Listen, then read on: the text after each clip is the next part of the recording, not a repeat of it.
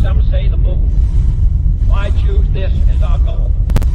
And they may well ask, why climb the highest mountain? Why, 35 years ago, fly the Atlantic? Why does Rice play? We choose to go to the moon. We choose to go to the moon.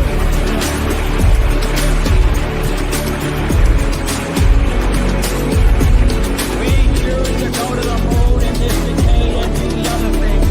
Not because they are easy, but because they are hard. Because that goal will serve to organize and measure the best of our energies and skills. Because that challenge is one that we're willing to accept, one we are willing to postpone. What was once the furthest outpost on the old frontier of the West will be the furthest outpost on the new frontier of science and space. Houston,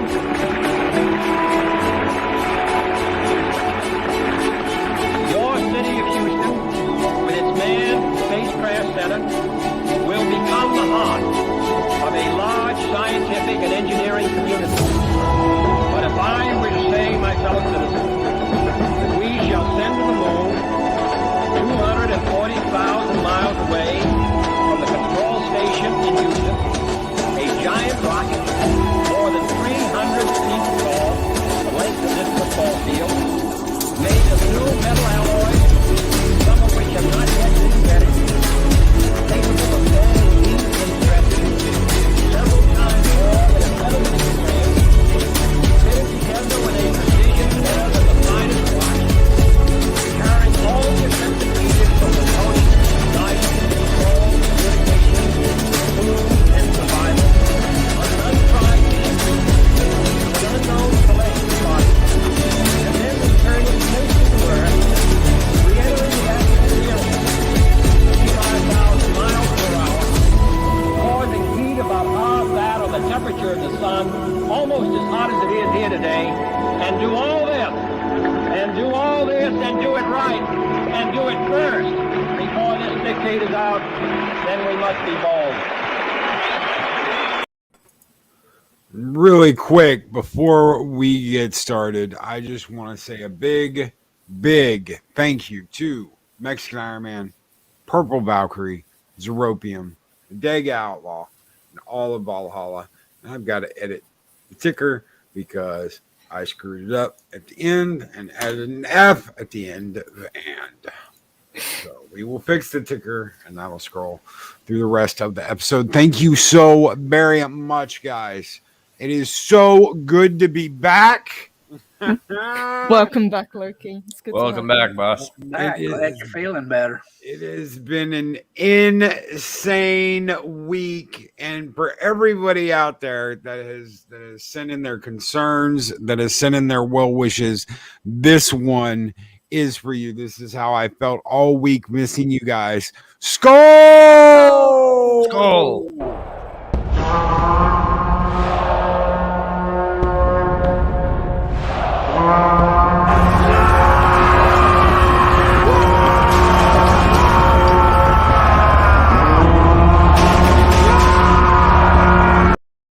We are back, kicking ass and taking names. At least I am back. Loki's back and he's all fired up. That's right. You guys did an outstanding job while I was gone. I got to catch the shows. Thank you. Thank you so very much. I know Mexican Iron Man's out there listening. Purple, you are here. Dag Outlaw's out there listening. I don't know if Zero's out there listening or not, but thank you guys so very much, all of you. Welcome. Seriously. You guys kept the show going, and that is so very important to me. You guys have no idea how bad things were, but thank you very much. And Mexican Iron Man is in chat. Oh my god, it won't let me highlight his damn right, highlight his damn comment. Welcome back, boss. Thank you, Mexican Iron Man. Thank you guys so very much. Larry, him and Zeropium had a great Monday. Mm-hmm. Loki goes to Supermax. Loki doesn't go to jail. Loki goes to Supermax. Yeah, and nothing's small. Nothing's ever small with Loki. Ever. I don't do anything small. Everything. Go big or go home. Go big or go home.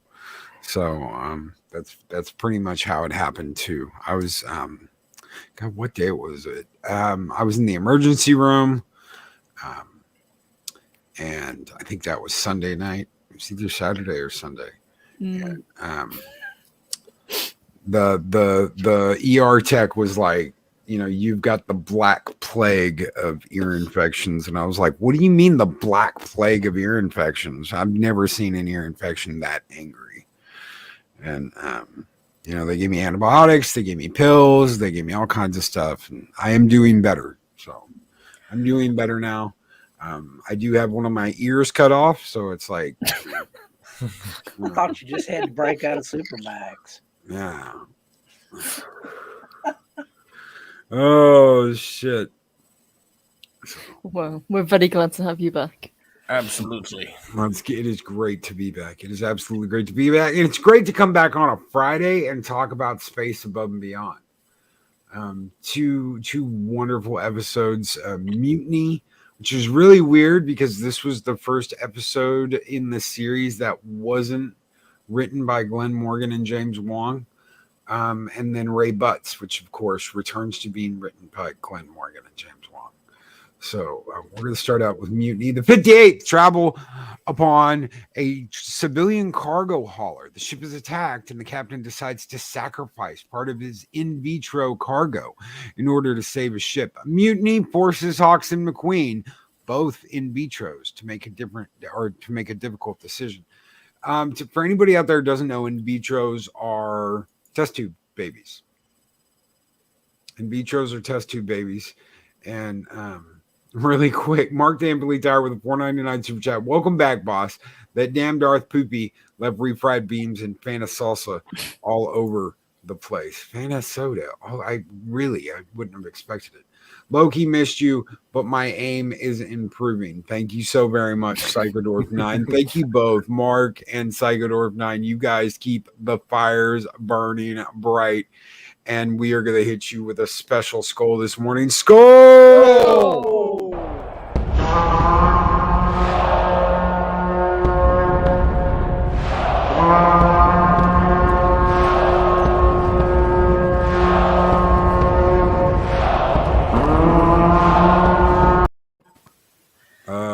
I don't know what happened.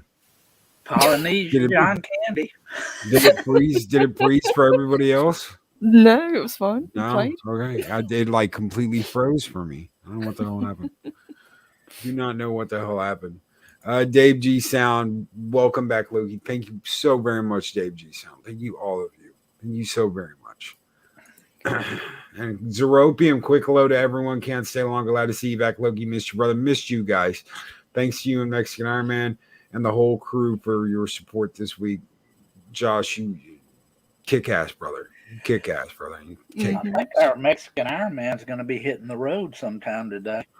He is. Guys, well wishes and safe travels to Mexican Iron Man. He is going to be traveling to Louisiana today to help out Pat S. He's got a cargo hop for Pat S. Gasoline for his generator, food, supplies. God bless Pat S. and everybody who is in that horrible situation down in Louisiana. I know you got out pretty much unscathed, Dave Bob. Oh yeah, it all went to the east of me. My youngest son now, he wasn't. He lives in New Orleans. He was in Austin, and he finally found a flight out to Birmingham yesterday, to where a friend of his had driven his car and his dogs and stuff, and he's going to be trying to get back sometime here today or tomorrow. Cool. Oh, glad he's okay, Dave Bob. Yes, absolutely. And shout out to Clobberin. I know Clobberin kind of got displaced a little bit. Clobberin wasn't staying at his own place. Valiant Renegade. Shout out to Valiant Renegade. So many people that we know and we care about that their life either got changed or they got very, very lucky in Louisiana. Their lives are either changed or they got very, very lucky. It might have been an annoyance. It might have been something life-changing. It might have been, it missed us. But all our prayers, guys. All our prayers. Thank you so very much. Valiant, you son of a bitch. I love you, brother. Valiant Renegade, what a wonderful channel, guys. He's got a great channel. He only needs 100.986 more hours on YouTube. That's a little joke. To get monetized. Only 0.986 hours. We love you, brother. I'm so glad you're okay. So glad you're okay. You and the family are good. So we are looking at episode 4 of Space Above and Beyond Mutiny. It's actually episode 5 and 6. If you take part 1 as a 2-parter. So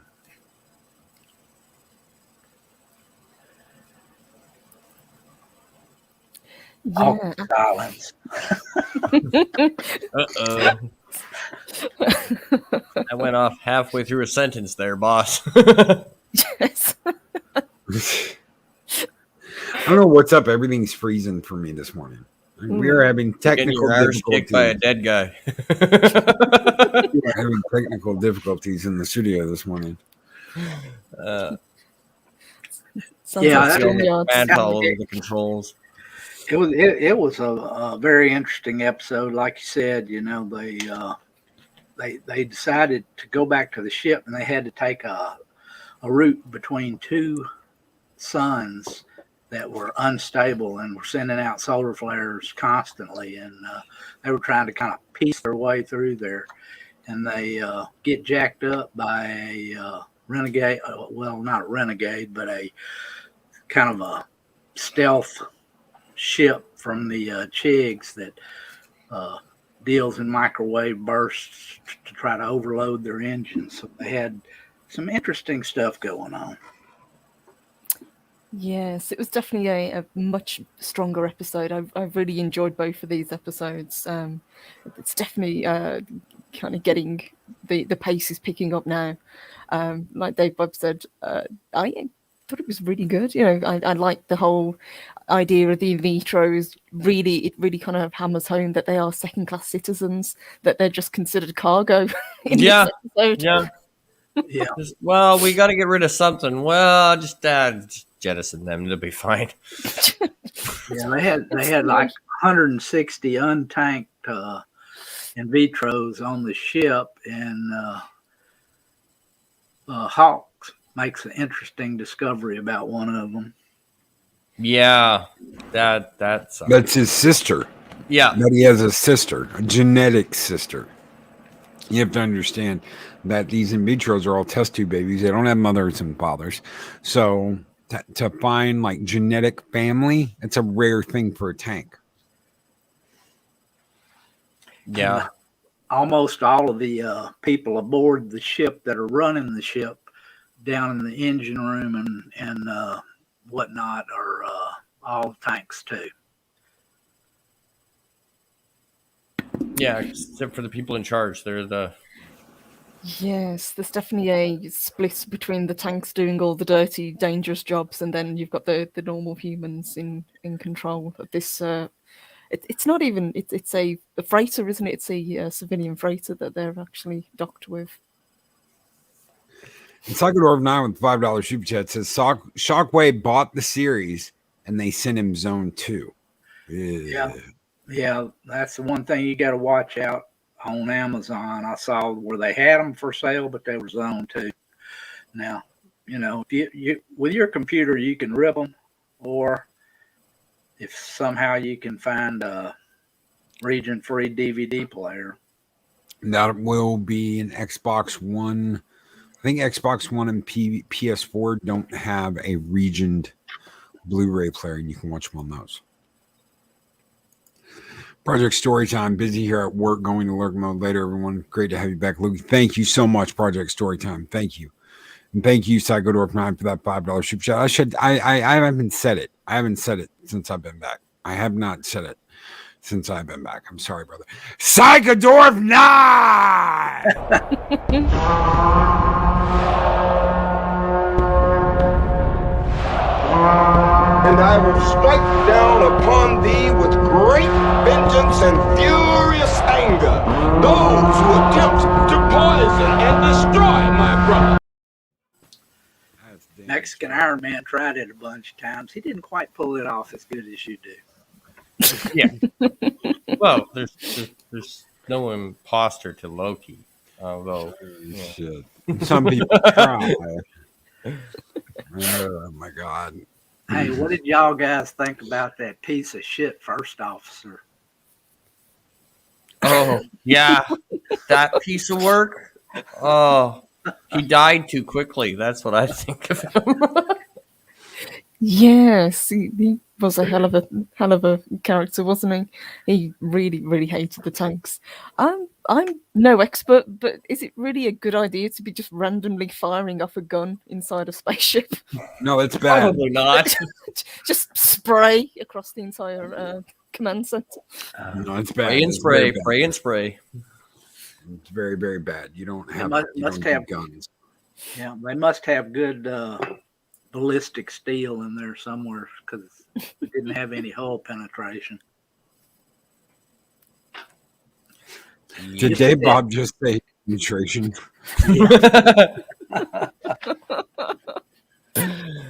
Oh, yeah. Let's just go up on the bridge where there's like glass and stuff and just shoot off a rifle for the fun of it. And they did too. They had glass because they had that Yep. that shield. They had that shield wall that came down. The blast shield was down. You know, Open the blast doors. Open the blast doors. Yeah. but luckily they had 2 turbo laser cannons. Yes, while they got to use them, yeah, until the mutiny took place. Yeah.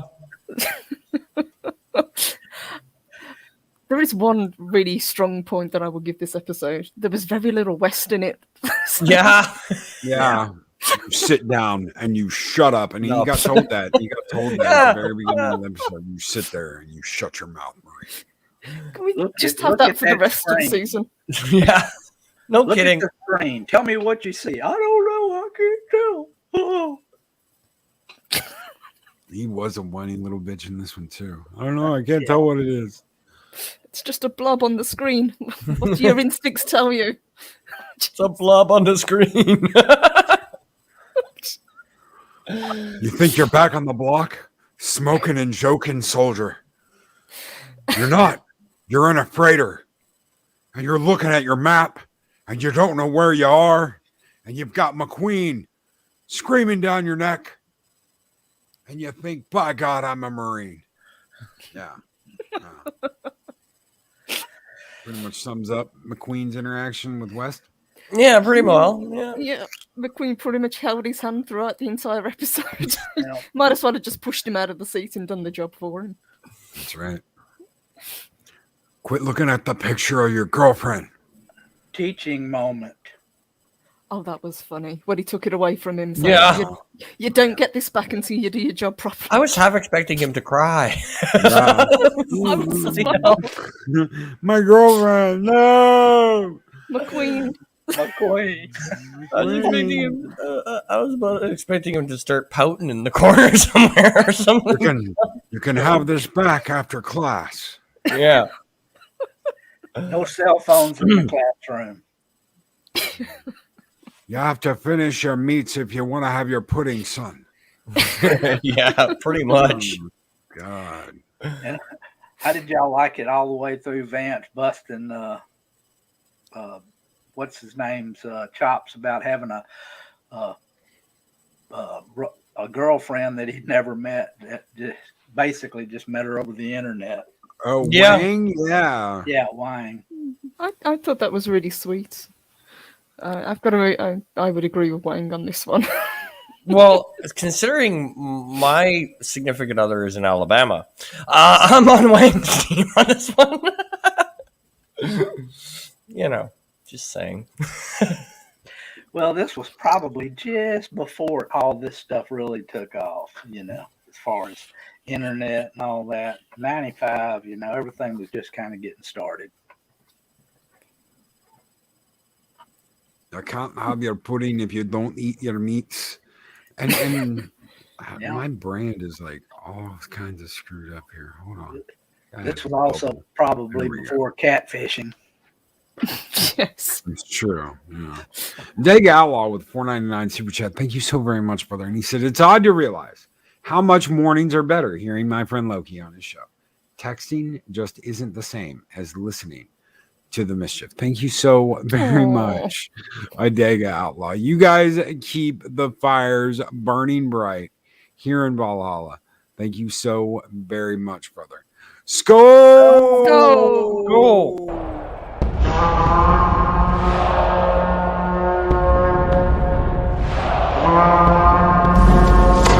Long live the fighters! Since we're about in the middle of this, I wanted to point out our good friend Pat S. could use your help. He was in the middle of the devastation of Ida. There is a GoFundMe in the chat. Please, guys, if you can, share that out. If you can help. But if you can't help financially, please share that out and let people know that he needs some help, guys.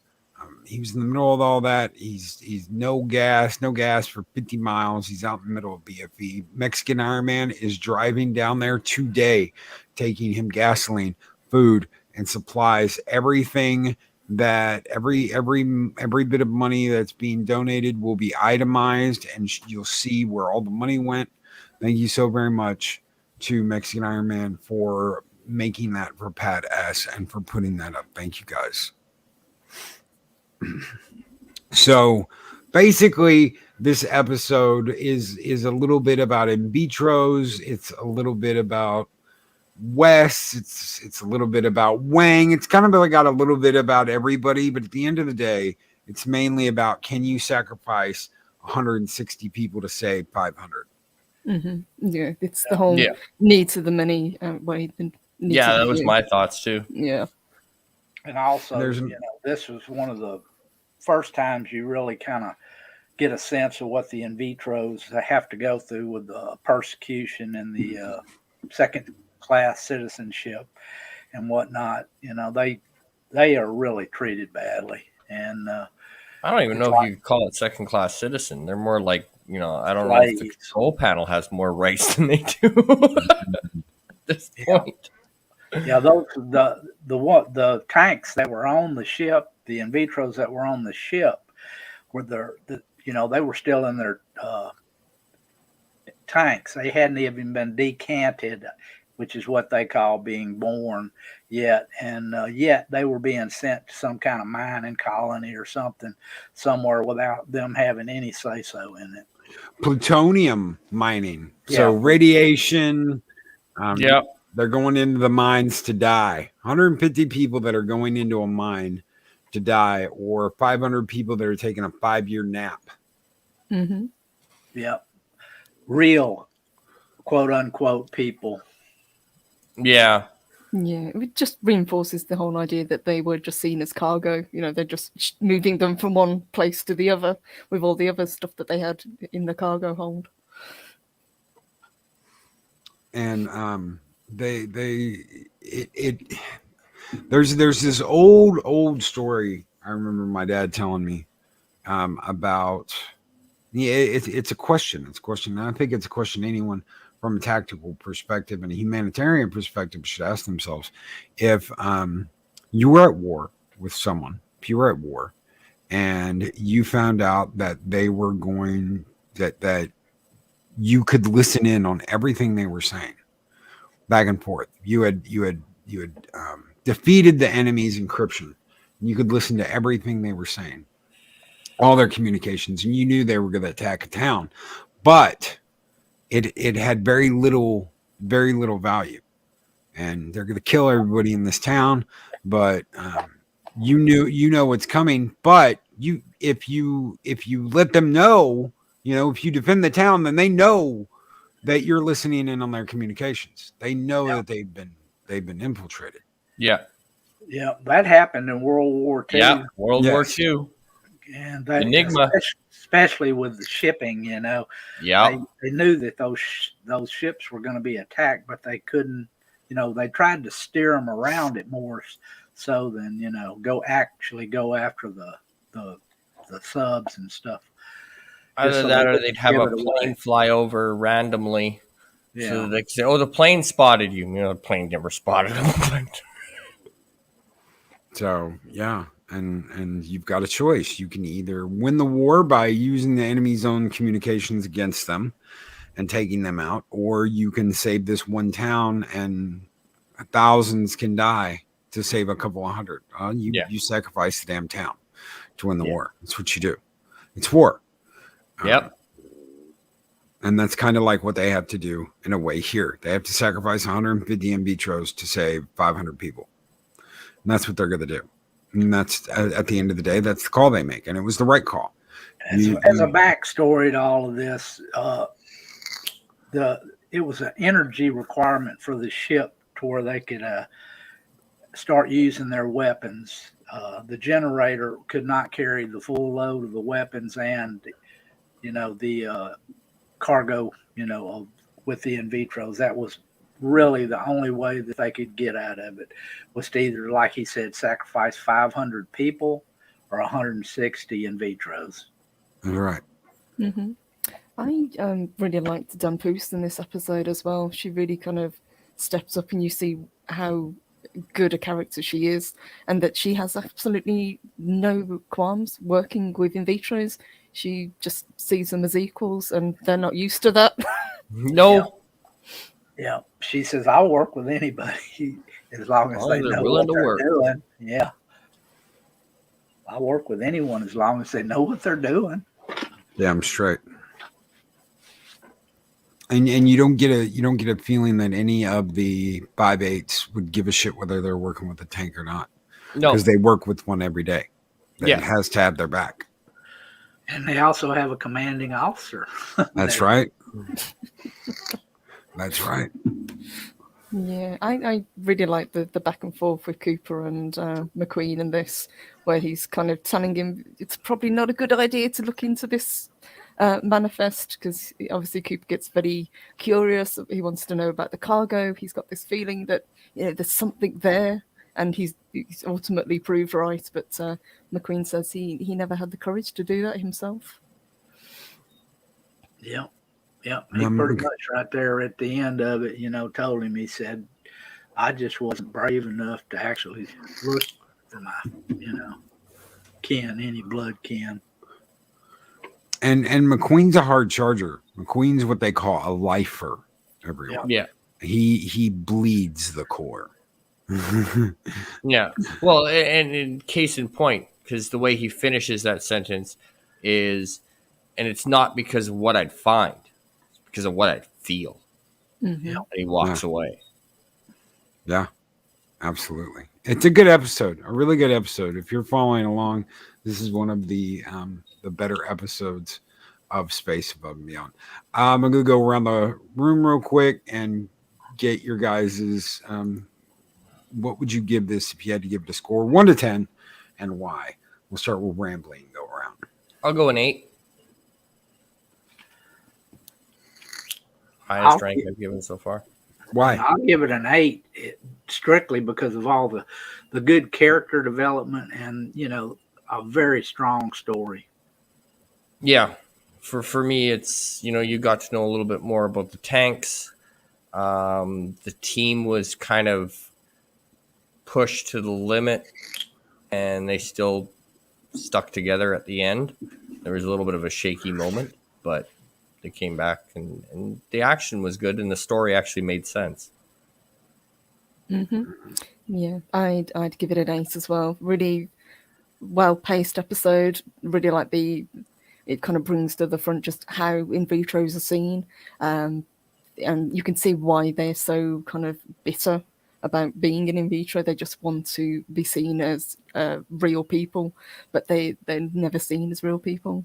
I really liked the back and forth with Cooper and McQueen. I thought their relationship was really strong in this. And I like that West got told to sit down, shut up, concentrate on your job, and eventually you'll get your girlfriend's picture back. Shut up, Wesley. I agree with you guys. I'm going to give it a 7.5. And I'm going to tell you why I give it a 7.5. I don't think it was long enough. I wanted more. I think this should have been a 2-parter. I wanted more. I wanted more from the episode. I agree with everything you guys said. I just wanted more, and we don't get any more. It's like we're just going to do this as a one-off. These people that we set up, you're only going to meet them once.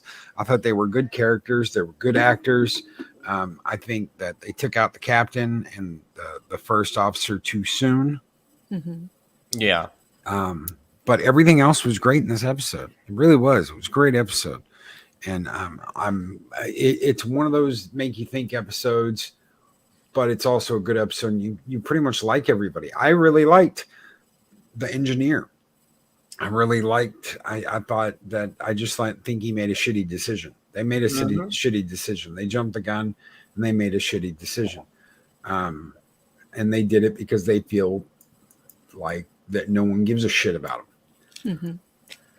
And also, they just couldn't see tactically what was going on. It was either everybody die or, these one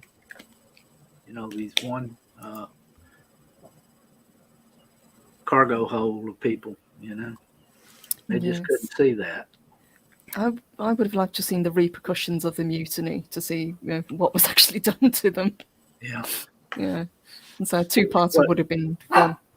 Yeah. What did McQueen say? He said he said 2 of them will be tried for mutiny and 1 for murder. Yep. Oh, that one guy blasted him. He blasted the shit out of him. He panicked is what happened. I mean, he didn't go into it maliciously. It was just a spur of the moment thing when that stupid ass first officer jumped up and charged him. Yeah. So we're going to go on. We're going to move on to one of my favorite episodes. I know it's one of Dave Bob's favorite episodes too. Oh yeah. Coming around the bend. Ray Butts, ladies and gentlemen. Mysterious Colonel arrives unexpectedly on the Saratoga, recruiting the wildcards for a classified mission. He changes the mission's objective as soon as they're behind enemy lines. That doesn't even begin to tell you about pancaking with which was why I put pancakes up on the thumbnail this morning. Shockwave. I found it on $35 on Amazon. I think I paid $50 for it on eBay. It's Region 2. Bad. That sucks, brother. I know you can find the Region 1 on eBay, but I know they are hard to find. And they're expensive. Yes. So Ray Butts kicking ass, taking names. The episode starts off with a strange hammerhead headed towards the Saratoga. They try and wave it off because they've got all the ships. They've got their entire setup. The hammerhead is not responding to them, but the hammerhead docks automatically anyway. Yeah. And bypasses their security. Go ahead, Dave. Yeah. Bypasses their security codes and forces the Saratoga to let it dock.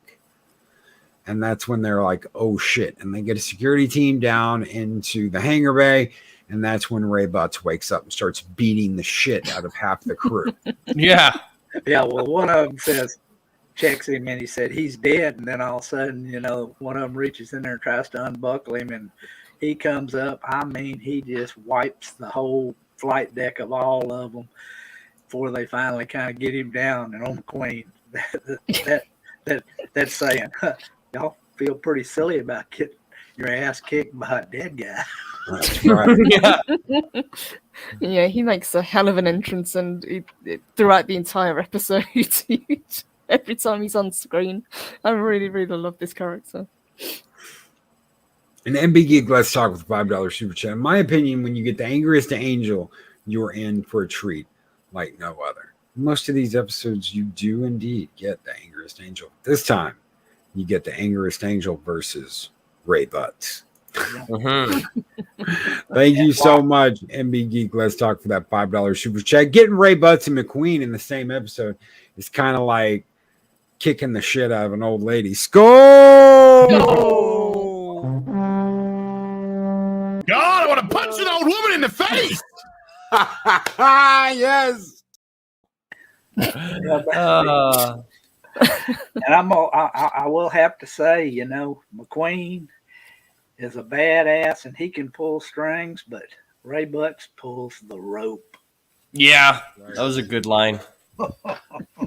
Ray Butts, I pulls the rope. You can pull all the strings you want, McQueen. I pull the rope. The old man give me whatever I want. Shit, I'm so deep in this. It's like I haven't even seen daylight in 20 years. I'm so deep in the dark. Old man, give me whatever I want. All I have to do is ask. Here's my orders, McQueen. Suck it.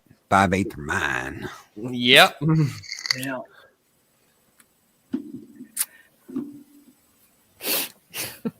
So here's the story, and this is the story that they don't tell you while you're watching the episode. It really is the story they don't tell you. Ray Butts went on a mission with a crew that he trained personally, and he grew to love them.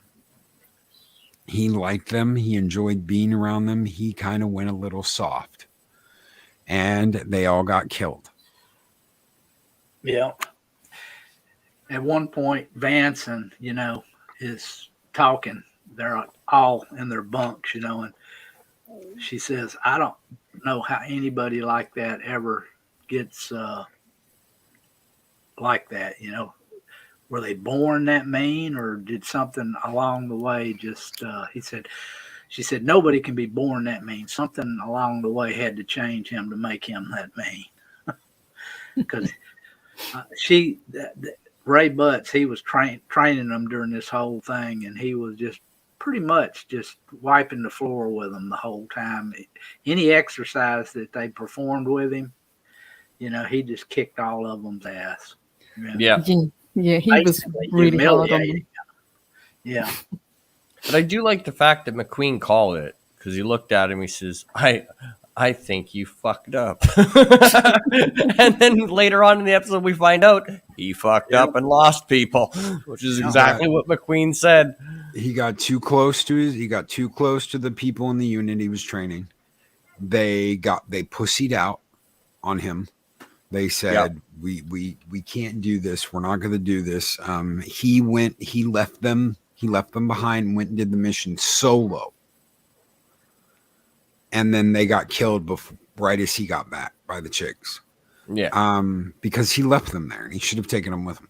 He should have, you wipe your fucking nose, Marine, pick up that bag and your gun, and let's go do the fucking mission and get the mission done. And if they'd have done that, they would have survived. They would have made it. And they would have got the hell out of there. Instead, he went and did the mission on his own, came back, and they were all dead.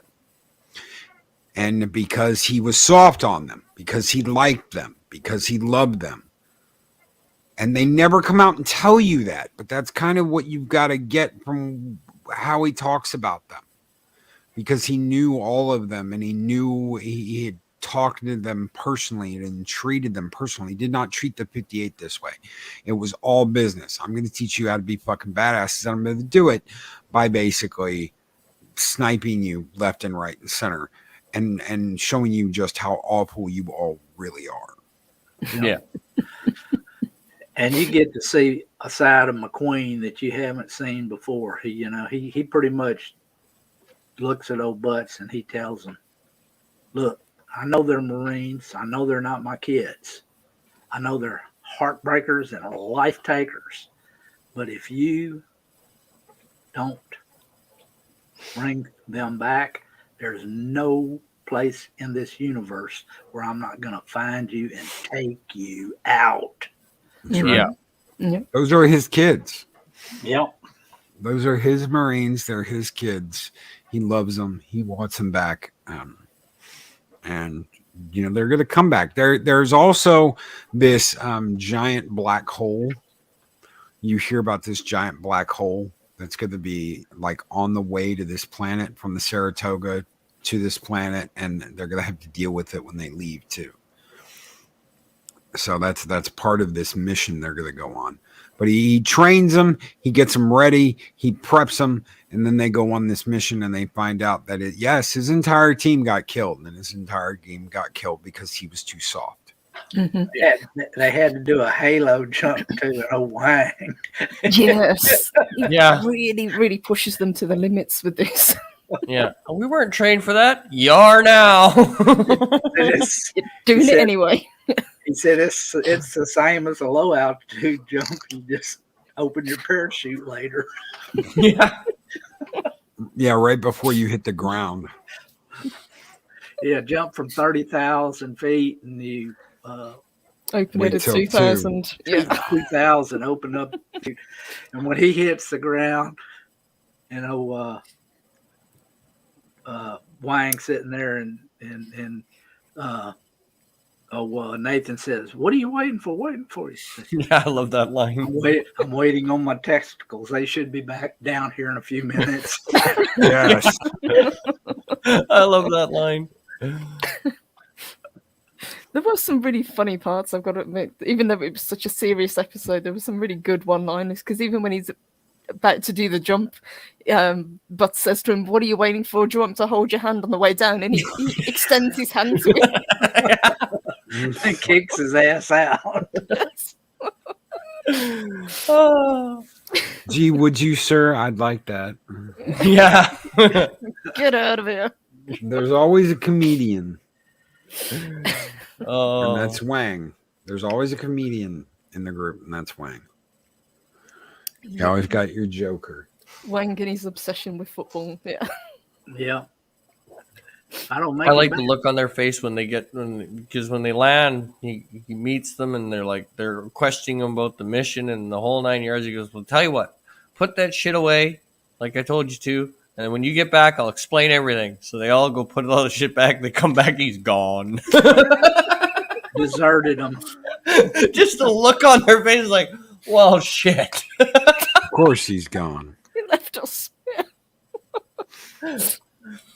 And you find out this whole mission has been about getting back to this planet, burying his dead, the dead soldiers that died in the previous mission, and getting their hammerheads back to the Saratoga.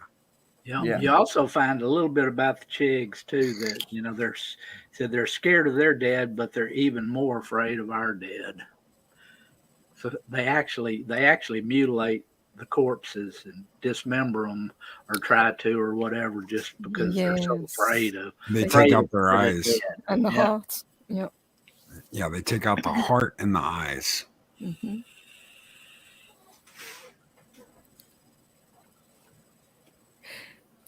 Did anyone think it was a little bit far-fetched that the Chigs didn't find the hammerheads? I know they were Just a tad. Technically camouflaged, but not really. Technically, but not really. Yeah. I mean, they were like out in the open. No, you just throw this tarp over top, and nobody would notice it's there. It's all Well, if you fly over it, you probably wouldn't. No. And you don't know. We don't really know how far away those heads were from where the ambush site was and everything else.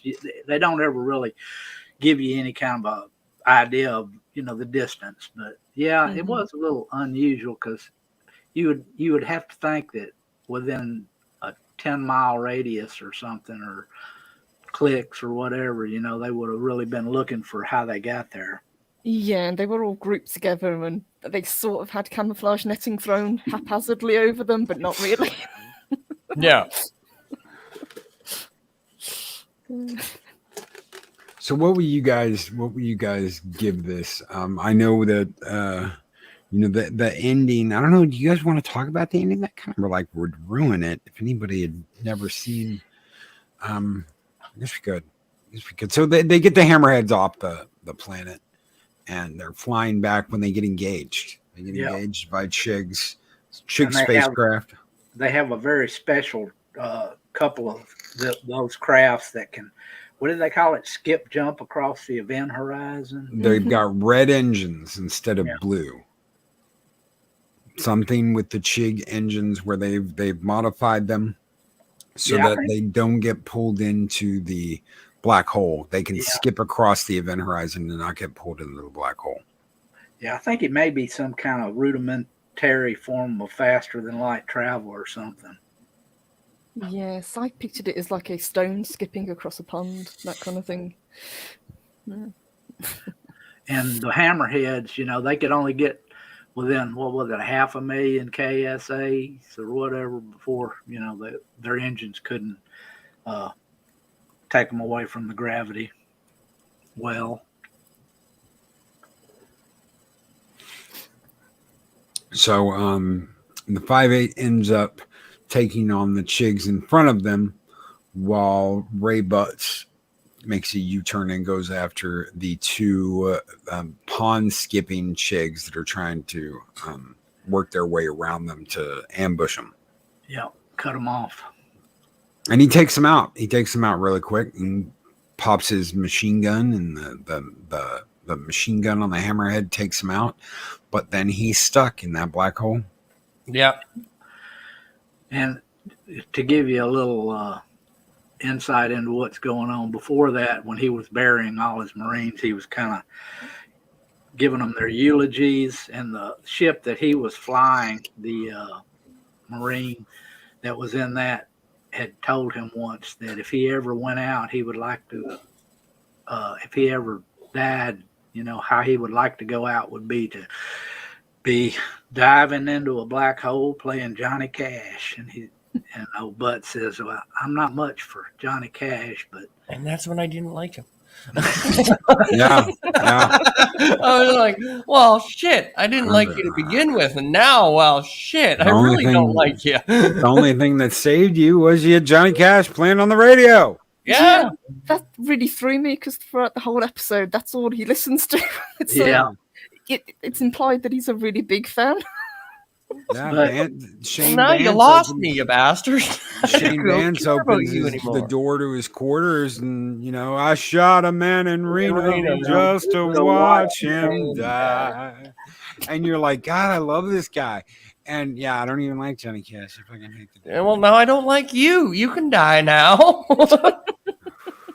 Well, yeah. After he takes the Chigs out, he like Loki said, he actually tried to make a burn away from it, but he run out of fuel. Yep. And then he went down into the well with Johnny Cash playing. Mm-hmm. All right, and it shows you, and it's a pretty good scene too. It's kind of, you know, kind of different, kind of crazy. You know, his whole hammerhead gets torn apart, and he might be out there in some other universe. They might have spat him out into a white hole or whatever. He might have went back in time. Nobody knows. That's right. Hell, he could be Johnny Cash for all we know. Anyway, who are you? And I watched him die. That's a pretty good song, son. Yeah, no shit, eh? Welcome to the $1 Million Quartet. Yeah. Yeah. Would you like your billboard with your middle finger sticking up at Nashville now or later? And at the very end of this, McQueen welcomes the 5/8 back, obviously without Ray Butts. And he says, I got the mess to whip you up something special, and it's pancakes. And why is that special? Because the entire episode, Ray Butts has been saying, because it's easy as eating pancakes. Yeah. Yes, he did have a pancake obsession, which was pretty funny. Just a little bit. Yeah. Because right after his engines burned out, he said, well, Ray Butts is eat his last pancake. Yeah. And I really did like at the end where they kind of pay homage to him, where they don't actually eat the pancakes, they just jettison them. Yeah. Throw them out the disposal chute, and it looks like dozens and dozens of pancakes floating through there while Johnny Cash is playing.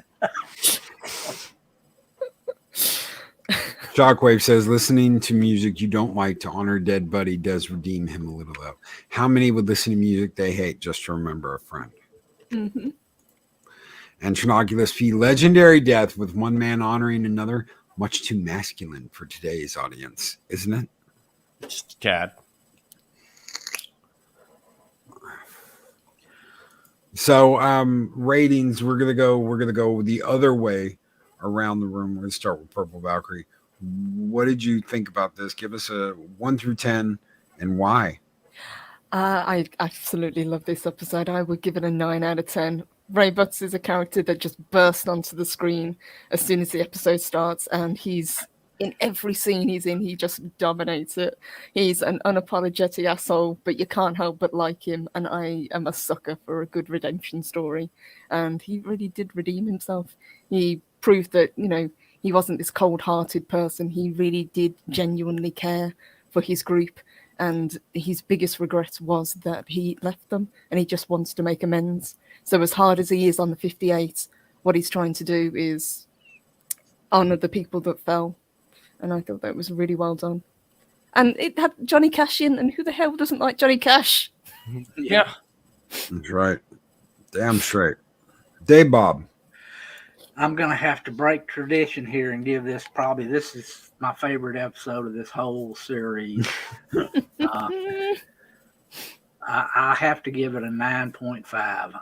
Honestly, this episode had everything in it. It had redemption, it had regret, it had, just anything you want to name. While it, wasn't perfect, it was damn near it. So, I just have to give it a 9.5. Love this episode. Canuck. I'll have to give it a 9. And the only reason I give it a 9 because it loses a full mark for the guy using the line, I don't like Johnny Cash. That just ruins it. Loses a whole freaking mark for that line and that line alone. Other than that, it's a 9 episode. I'm going to give it a 9 as well. I think this has some great characters in it and some great character development in it. You learn McQueen cares a lot more about the 5/8 than he should. And that is something that Ray Butts tells him, you care too much about. And he's trying to warn him in a way. He's trying to warn him, look what happened to me. I cared about my kids. I went off and I did this mission solo because I didn't want them getting killed. They were afraid. I babied them, and look what happened. And believe it or not, he's trying to teach McQueen something. And that something is do not get too close to your Marines that are under your command. I love the writing in this. I love the characters. I think it's all great. Like Canuck said, it just loses a point because the motherfucker says, I don't like Johnny Tony, I like Johnny Cash. Yeah. It loses a whole fucking point just on that principle alone. So. And pancakes. And pancakes, absolutely. Yeah. And I would have done the exact same thing because I don't like pancakes. Well, it would have lost 2 marks if there would have been one drop of maple syrup anywhere near those damn pancakes. It would have lost 2 marks right there. Boom, done. Dry pancakes. Got to lose a point on that. We want them with butter and maple syrup, ladies and gentlemen. Butter, no maple syrup. Thank you so very much for being here, ladies and gentlemen. Thank you so very much for listening to our review of an old show, a retro review of Space Above and Beyond. So many wonderful things are coming up. If you guys could share with us what you guys are up to, we'll start with Canuck and work our way down. What do you got going, Canuck? Well, at 7 o'clock this morning, What If Russia Fell dropped this morning on Rambling Canuck with myself and Hanstar. Basically, we go over the scenarios of what happens if Russia fell during World War II. Pretty good conversation. Tomorrow, I've got karaoke, 9:05 because I'll be late to my own funeral. And on Tuesday at 5. If everything goes well, fingers crossed, I will be holding a Canadian summit. I will have 2 other Canadians on with me, hopefully 3. And we're going to talk about this stupid election that's going to happen on September the 20th. So I'm going politics for one day just for fun. Oh, shit. Wow. Nice. Politics. You're a braver man than I, sir. You're a braver man than I. Purple, what do you got going? I've got the show coming up in just over an hour, and I am talking one of my favourite TV shows of all time. I'm doing my top 15 Twilight Zone episodes. So I'm looking forward to that. Nice. Sunday, I'm actually going to try something a little bit different. I haven't got a guest this Sunday, but what I'm going to try and do is do a game stream. Nice. Awesome. Hell yes. Have So, some fun. What game are you going to be playing? Red Dead Redemption 2. Nice. Nice. Hell yeah. Hell yeah. So I'm Dave gonna Bob. get the cowboy on. Get You know your better. cowboy. You know better than to ask that. You know I ain't got nothing going on. Well, Dave Bob will be back here next week, ladies and gentlemen. Yep. More Space Above and Beyond. What's a Canadian? It's basically an American, but we have a higher tolerance to cold. Don't Thank tell you, that Mark to the David people in McCarran. Alaska. Then just talk to the people in Northwest Territories in the Yukon. It's about the same hemisphere. Hopefully you can inject Trudeau. Oh, it's already starting. It's already Oh, starting. Lord. You know what? All I'll say on that is, I have voted Liberal my entire life from the time I was 18. This is the first election I will not be. Mm. It's crazy. It's crazy. Guys, we will be back next week with more Space Above and Beyond. Me and Mexican Iron Man will be blasting off tomorrow night at 5 p.m. A big shout out to Mexican Iron Man today. He is driving to Louisiana. Guys, well wishes, all of our well wishes and our safe prayers go with Mexican Iron Man today as he travels to Louisiana. He's got about a 10-hour ride there, 10-hour drive back. I will be helping update what's going on with Mexican Iron Man on his way to see Pat S down in Louisiana and take him fuel and supplies. All our best wishes to Pat S and Mexican Iron Man. You guys keep the fires of Valhalla burning bright. Thank you both, gentlemen, very much. Safe journey. Awesome. And safe journey, guys. Be careful, We brother. will be indeed. We will be back. We will be back next week. But guys, until then, thank you all so very much for being here. Thank you for our listening. Thank you for listening to our review. Still just a little bit rusty, getting back in the saddle again. Thank you for listening to our review of Space Above and Beyond. You all take care. Have a great weekend. Be excellent to each other. Take her easy, folks. Bye. Bye, everyone. These videos are tremendous. Like, comment, and subscribe, and hammer that notification bell.